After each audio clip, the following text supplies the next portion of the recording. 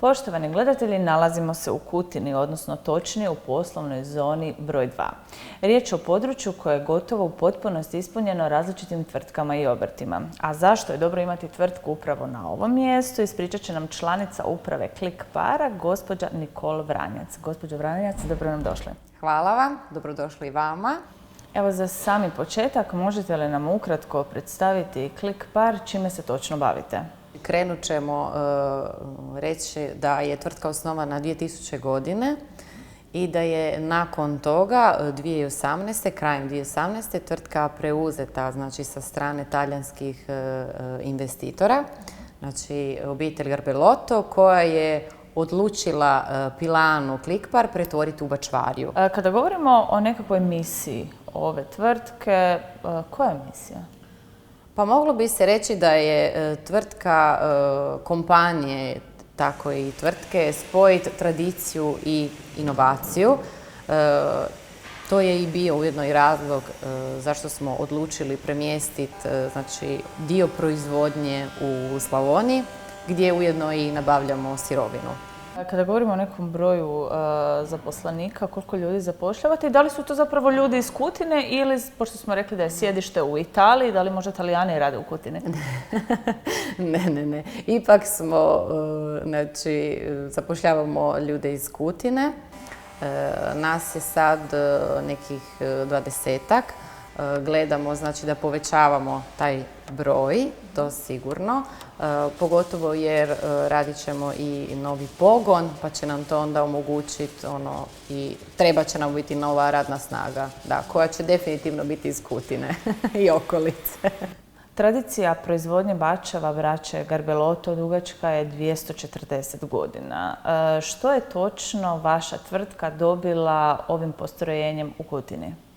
Odgovor na to je u principu sama lokacija.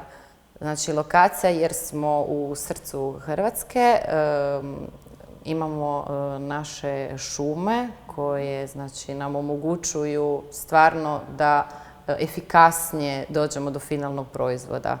Rekli ste i sami tijekom razgovora, dobro su vas prihvatili u Kutini, u Sisačko-moslavačkoj županiji. Kakva je suradnja sa gradom? Dobra.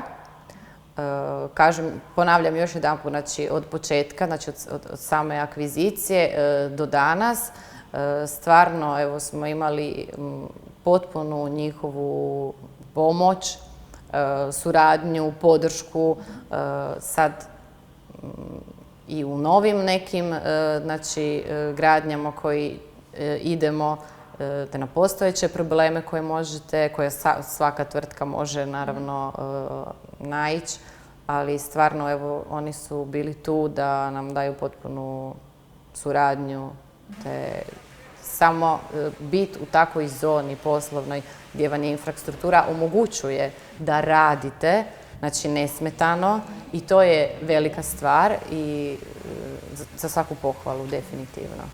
Kada govorimo o konkretnim mjerama, odnosno poticajima od strane lokalne samouprave, odnosno grada Kutine, na koje ste naišli u vašem poslovanju? Pa, definitivno imate mogućnost, znači, da maksimalno vam ubrzavaju i daju vam izdavanje, znači, dokumenata i bilo kojih dozvola koji vam treba. Otvoreni su za razgovor, za konstruktivni, na bilo koji način.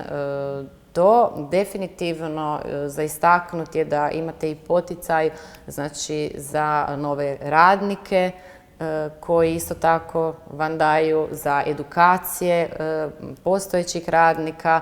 Znači, tu smo u jednoj zoni gdje možda ljudi nisu ni svjesni koliko toga se može još, koliko se može napredovati. Pa oni su tu stvarno da pomažu, znači, tvrtci i da su definitivno za bilo koju varijantu otvoreni za razgovor i za pomoć. Tako da definitivno tu cijela infrastruktura, znači, od kanalizacije, od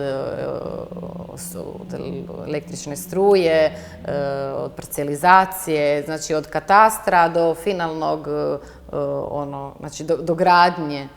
tu su stvarno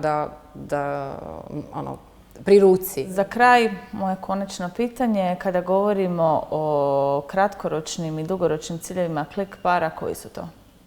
Ovako, kratkoročno bi rekla da nam je proces adaptacije same pilane bio fokus u ovoj godini.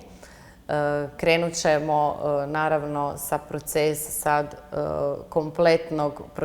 kompletnog procesa od sirovine do drvenih bačava i to nam je sad za 2019. i cilj nekakav, pa da onda do druge godine povećavamo, naravno, znači dupliramo baš proizvodnju barik bačava, do 2000 bačava na godinu. Gospođo Vranjac, ja vam se zahvaljujem na vašem vremenu i želim vam puno uspjeha u daljnjem poslovanju. Hvala vam najljepša, hvala vama.